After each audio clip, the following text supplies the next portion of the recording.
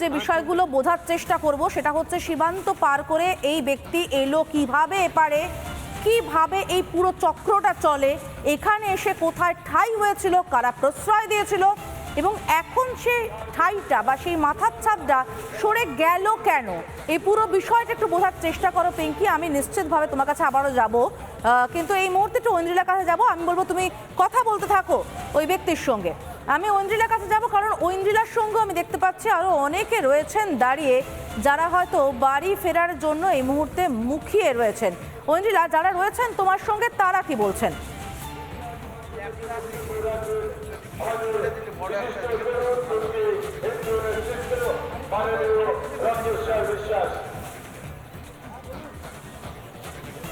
সমাজতা, এই মুহূর্তে তো বাংলাদেশের অবশ্যই বাড়ি ফেরার হিড়িকে তো রয়েছে, তবে এই মুহূর্তে আমার সঙ্গে রয়েছেন বিজেপির বিধায়ক স্বপন মজুমদার। আমি সরাসরি তার কাছে যাই। পিঙ্কি যে ছবিটা তুলে ধরেছিল আমি সরাসরি তার প্রতিক্রিয়া নেওয়ার চেষ্টা করি। স্বপনবাবু, আমরা ঠিক যেখানে দাঁড়িয়ে রয়েছি তার 50 মিটারের মধ্যে একজন বাংলাদেশি অনুপ্রবেশকারী সে ভারতে ঢুকেছে এবং সে বলছে অন ক্যামেরায়, সে নিজের মুখে স্বীকার করছে, ফুপিয়ে ফুপিয়ে কাঁদছে, বলছে আমাকে নিয়ে আসা হয়েছিল, সোশ্যাল মিডিয়ার তরফে পরিচয় হয়েছিল, তার সঙ্গে এক বন্ধুর কথা তিনি বলছেন। আপনারা বারবার যে অভিযোগটা করেন বাইরের লোক ঢুকে পড়েছে, বহিরাগতরা ঢুকে পড়েছে, আমাদের চোখের সামনেই। দেখুন, এটা তো আজকে নতুন কিছু নয়, এটা অনেক পুরনো ঘটনা। এটা নিয়ে কেন্দ্রীয় সরকার বারে বারে সরব হয়েছে।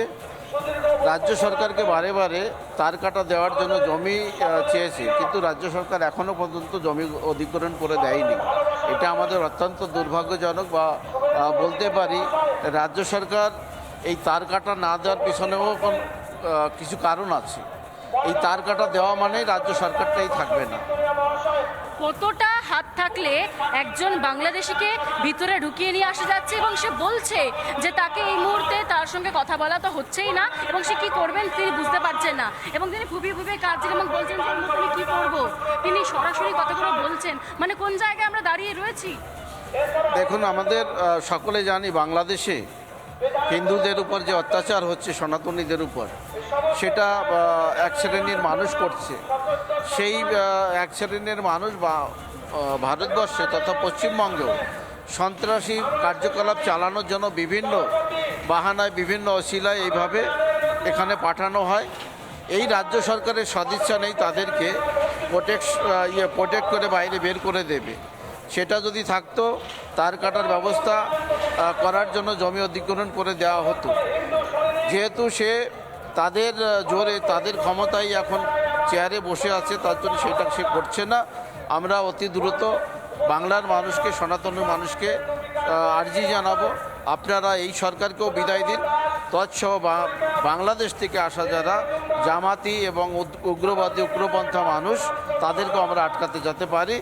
বাংলা শান্তি শৃঙ্খলা বজায় রেখে বসবাস করুক। আমরা ভারতবর্ষের মানুষও শান্তি শৃঙ্খলা নিয়ে বসবাস করি, এটাই আমাদের মূল বিষয়। আমরা দেখতে পাচ্ছি তার বক্তব্য, বিজেপির বক্তব্য, এই যে অনুপ্রবেশ হচ্ছে এভাবে এরা ঘাঁটি গেড়ে বসছে এখানে, তার জন্য কোথাও স্থানীয় প্রশাসনই দায়ী, এ রাজ্যের প্রশাসনই দায়ী। আমার সঙ্গে ভাস্কর এবং টিটবও রয়েছে। আমি চলে যাব শুরুতেই একটুখানি ভাস্করের কাছে। ভাস্কর, তোমার কাছ থেকে জানতে চাবো, তুমি যে জায়গায় দাঁড়িয়ে আছো সেখান থেকে ঠিক কি ছবি আছে? তুমি কি মঞ্চের কাছে আছো? সেক্ষেত্রে মঞ্চের ছবিটা তোমার কাছ থেকে জানতে চাইবো।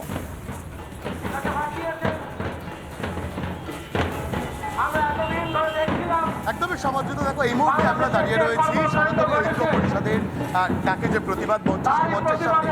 তোমাকে গোটা এলাকার ছবিটা ঘুরিয়ে দেখাবো এবং নিঃসন্দেহে দাঁড়িয়ে আর কিছুক্ষণের মধ্যে বিরোধী দলনেতা শুভেন্দু অধিকারী তার এখানে উপস্থিত হওয়ার কথা রয়েছে।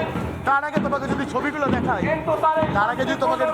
দেখাই, এখানে দাঁড়িয়ে প্রচুর মানুষ যারা বৌদ্ধ সম্প্রদায়ভুক্ত, যারা অন্য সম্প্রদায়, তারাও এই প্রতিবাদ কর্মসূচিতে যোগ দেওয়ার জন্য এবং তার পাশাপাশি গোটা এলাকা সনাতনী মঞ্চ এবং জাতীয় পতাকা ছুড়ে ফেলা হচ্ছে।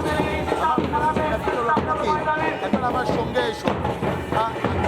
দেখো, সমাজে একটা ছবি দেখাচ্ছিলাম যেখানে কিন্তু মঞ্চ তৈরি করা হয়েছে, তার ঠিক উল্টো দিকেই কিন্তু নতুন টার্মিনাল তৈরি করা হয়েছে এবং এখানে আর কিছুক্ষণের মতো, অন্তত এই মুহূর্তে দাঁড়িয়ে যে ছবি, সবার কাজ শুরু হতে এখনো বেশ কিছু সময় বাকি। তার আগে এই মুহূর্তে যে ছবি, সেখানে দাঁড়িয়ে প্রচুর মানুষ তারা এখানে জমায়েত হচ্ছেন। যেভাবে বাংলাদেশে হিন্দুদের ওপর আক্রমণ হচ্ছে, যেভাবে চিন্ময় কৃষ্ণ প্রভুকে লাগাতার আটকে রেখে অত্যাচার চালানো হচ্ছে, তার প্রতিবাদে সামিল হতে। এবং শুধু বিরোধী দলনেতা শুভেন্দু অধিকারী নন, একই সঙ্গে একাধিক বিধায়কেরা তারা এখানে থাকবেন। এবং তার পাশাপাশি তোমাকে আরও একবার গোটা মঞ্চের ছবিটা ঘুরিয়ে দেখাবো। আমার ভিডিও স্পিডারকে নিয়ে বলো নাকি আমার সঙ্গে এসে কিন্তু মঞ্চের দিকটা যদি যাওয়ার চেষ্টা করি তাহলে এই ছবিটা যারা এই মুহূর্তে ঘরে বসে রিপাবলিক বাংলার মাধ্যমে দেখছে, তাদের জন্য এই মুহূর্তে দাঁড়িয়ে প্রচুর মানুষ তারা এখানে জমা করছে, প্রচুর মানুষ তারা এখানে পৌঁছচ্ছে। এবং বারবার করে যে বার্তা দেওয়া হচ্ছে যে সনাতনী হিন্দুদের উপর এই ধরনের আক্রমণ কোনোভাবেই মেনে নেওয়া হবে না।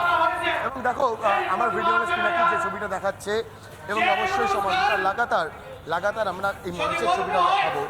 এই মুহূর্তে দাঁড়িয়ে কিন্তু প্রচুর মানুষ ইতিমধ্যেই আসা শুরু করেছে, প্রতিবাদ জানাচ্ছে, সকলেই প্রতিবাদে গর্জে উঠছে। কারণ যেভাবে সনাতনীদের উপর আক্রমণ চলছে, যেভাবে বারবার কিন্তু চিন্ময় কৃষ্ণ প্রভুকে অত্যাচারের অভিযোগ সামনে আসছে, সেই জায়গায় এর আগেই বিরোধী দলনেতা শুভেন্দু অধিকারী তিনি সাফ জানিয়েছিলেন যে পেট্রাপোল সীমান্তে প্রতিবাদ হবে। এবং পেট্রাপোল যে সীমান্ত, সেই সীমান্তের কার্যত ঢিল ছোড়া দূরত্বে কিন্তু এই মুহূর্তে সেই প্রতিবাদ সভার আয়োজন করা হয়েছে। একাধিক বিধায়ক তারা এসে পৌঁছেছেন। তার পাশাপাশি বিরোধী দলনেতা শুভেন্দু অধিকারী তিনিও আর কিছুক্ষণের মধ্যে এসে পৌঁছবেন। তার আগে প্রচুর মানুষ তারা এসে পৌঁছেছেন একসঙ্গে, তারা হিন্দুদের উপর হওয়া আক্রমণের প্রতিবাদ প্রচুর মানুষ এসে পৌঁছচ্ছেন, শুভেন্দু অধিকারী এসে পৌঁছবেন। এবং সকাল থেকে টিটবও আমাদেরকে জানাচ্ছিল শুভেন্দু অধিকারীকে বাধা দেওয়ার সে কি ব্যগ্র চেষ্টা। নানা ধরনের কন্টেন্ট দেখার জন্য লাইক করুন, শেয়ার করুন আমাদের ফেসবুক পেজ, সাবস্ক্রাইব করুন আমাদের ইউটিউব চ্যানেল। পাশাপাশি অন্যান্য ব্রেকিং নিউজের জন্য অবশ্যই চোখ রাখুন রিপাবলিক বাংলায়।